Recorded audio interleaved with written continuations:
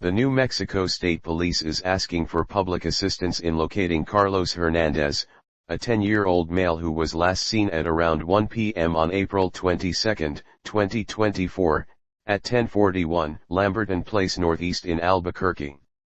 Carlos was abducted by his non-custodial mother Angelique Sanchez, 39.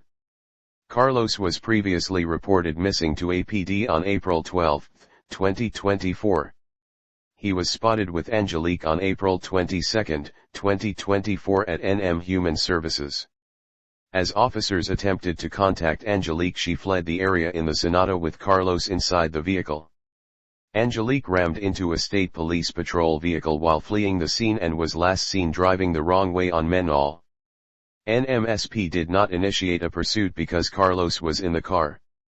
Many details are still unknown and under investigation. Anyone with any information regarding this New Mexico Amber Alert is asked to call the New Mexico State Police at 505-841-9256 or dial 911.